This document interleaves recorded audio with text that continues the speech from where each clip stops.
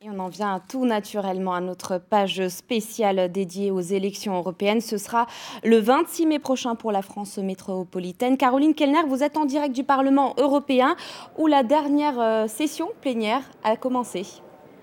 Oui, Alexandra, cette dernière session a commencé dans une ambiance particulière. Vous l'imaginez, la dernière de 5 ans de mandat. J'ai vu cet après-midi nombre de députés avec leurs familles, leurs enfants. Et puis c'est aussi l'heure du bilan pour ces élus. Pour nous, c'est l'occasion d'entamer la campagne des européennes avec une page spéciale pleine d'explications parce que l'Europe semble parfois lointaine et compliquée. Regardez ce quiz réalisé dans les rues de Strasbourg. Est-ce que vous pouvez me dire quand auront lieu les élections européennes ? S'il vous plaît. En mai. C'est vers le 20 mai, 20-25 mai 26 mai. Non. Alors là, ça, le moindre de mes soucis. Est-ce que vous savez à combien de tours sont ces élections ? Je ne sais pas. Bonne question. Non. Pardon. Là, je me suis promis d'être un peu plus efficace pour les européennes. Mais je pense qu'il y a 2 tours. Je dirais un tour.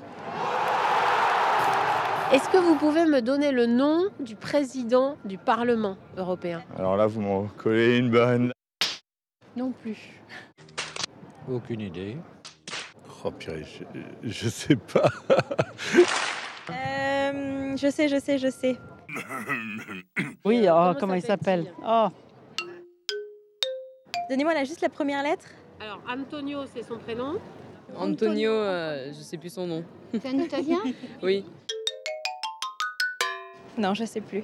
Tajani. Est-ce que vous pouvez me donner un ou plusieurs noms de députés européens que vous connaissez ? Non, je ne peux pas vous dire. Je ne peux pas, madame. Je suis désolée, je suis ignorante. Bernard Canfin, non? Non, c'est lui qui se présente. Pascal Canfin, oui. Marine Le Pen, je pense. Madame Delahaye. Madame Delahaye. Je crois que pour l'Est de la France, il y avait eu un ancien syndicaliste, Édouard Martin. Député, oui, j'en connais pas mal au niveau de la France, mais européen, non. C'est vrai, les questions étaient un peu difficiles, mais on est là ce soir pour y répondre. Première étape, ici je suis dans l'hémicycle du Parlement, un endroit où seuls les députés sont autorisés à entrer pendant les sessions. Ce bâtiment fête ses 20 ans cette année. Il est emblématique de Strasbourg, capitale européenne, même s'il est régulièrement remis en cause comme siège du Parlement. Ici, chaque député a sa place précise, comme les représentants de la Commission et du Conseil européen. Mais me direz-vous à quoi sert ce Parlement ? Élément de réponse avec la rédaction européenne.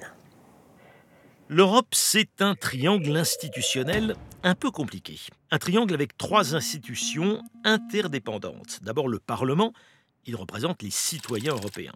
Ensuite la Commission, en quelque sorte l'administration. Elle est choisie par les États, mais validée par le Parlement, qui peut aussi la révoquer.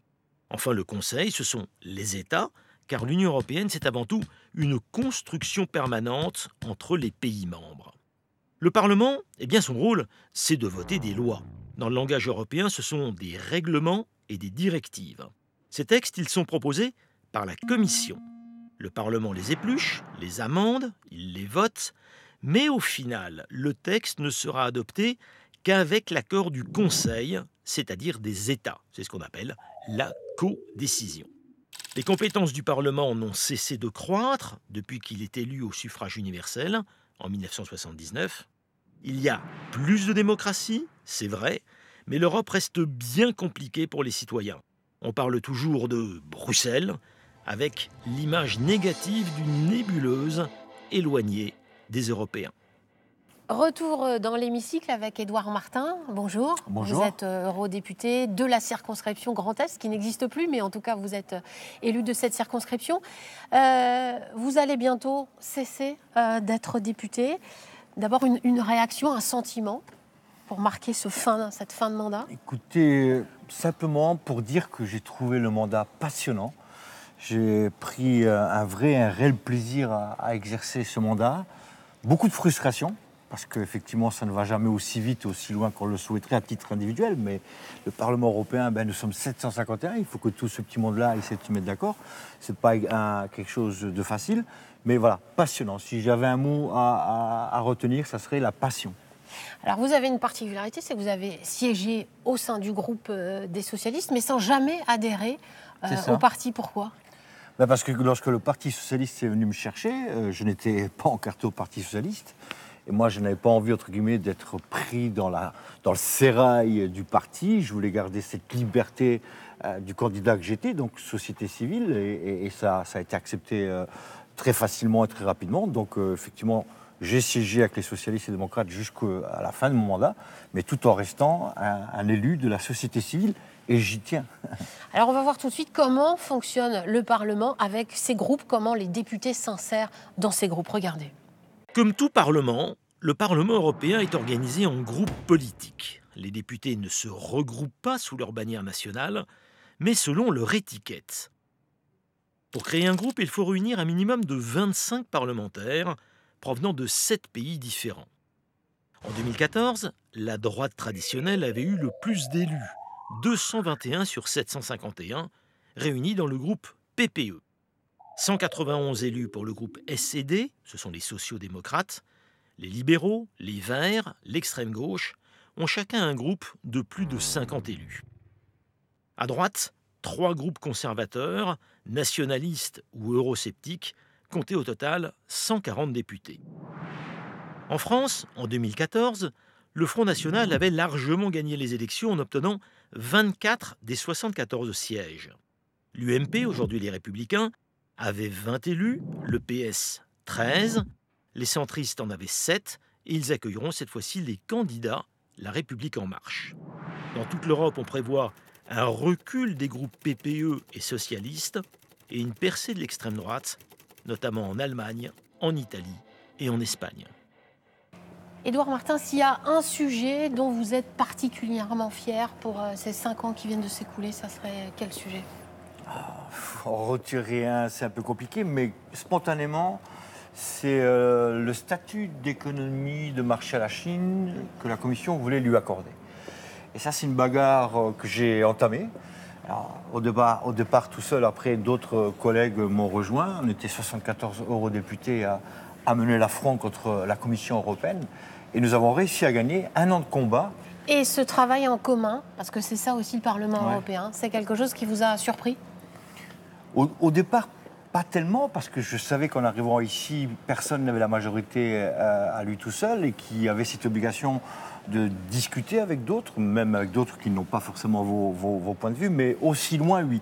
Par contre, il y a des sujets majeurs, comme celui que je viens de vous citer, où assez rapidement, on a réussi à tomber d'accord et avoir des convergences et dire il est impensable pour nous qu'on puisse reconnaître ce statut à la Chine, parce que là, immédiatement, en quelques mois, c'était des millions d'emplois qui étaient perdus partout, dans toute l'Europe. Et donc là, vous savez, perdre des emplois, ça n'a pas de couleur, c'est pas de gauche et pas de droite. Hein. Tout le monde y perd. Et donc, ça a bien pris assez rapidement.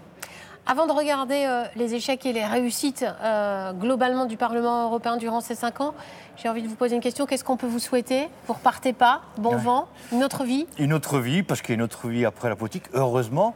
Mais me souhaiter simplement que je retrouve rapidement du travail, tout simplement. On regarde ensemble sur le sujet. Si vous doutez encore du rôle du Parlement européen et que vous vous interrogez sur l'importance d'aller voter, sachez que les députés européens n'ont pas chômé en 5 ans. À leur actif, l'interdiction progressive du glyphosate en 5 ans, là où la Commission européenne proposait 10 ans. Une victoire pour l'environnement. Autre victoire et pas la moindre, l'interdiction du plastique jetable d'ici 2021. Adieu gobelets et assiettes à usage unique, fini les touillettes à café, les pailles et les cotons-tiges, responsables de 80% des déchets plastiques. Autre succès, le fameux RGPD, ou Règlement général de protection des données, qui renforce et unifie la protection des données personnelles au sein de l'Union européenne. Victoire en demi-teinte, les députés européens ont voté à une large majorité l'ACCIS, une réforme ambitieuse de lutte contre l'évasion fiscale. Elle est bloquée par les États qui n'arrivent pas à s'entendre, car en matière de fiscalité, il faut l'unanimité. Même constat pour la gestion des migrants, les députés européens ont adopté un plan de répartition européen, là où les États campent chacun sur leur position. Bref, si l'Europe progresse en matière de justice sociale ou environnementale, c'est très souvent grâce au Parlement européen. Je suis à présent avec Fernanda Gabriel. Bonjour. Bonjour. Vous êtes journaliste ici au Parlement européen depuis longtemps. Vous êtes une des figures du journalisme ici au Parlement. Est-ce que vous avez vu les choses changer, évoluer au cours de votre carrière? Oui, ça a beaucoup changé avec le premier élargissement à l'Est. Ça a été un moment qui a changé un peu toute la structure du Parlement européen et de l'Europe aussi. Après, il y a eu un changement très important pour nous, les Portugais, avec la crise économique 2008, une crise qui était au départ financière, économique et après sociale.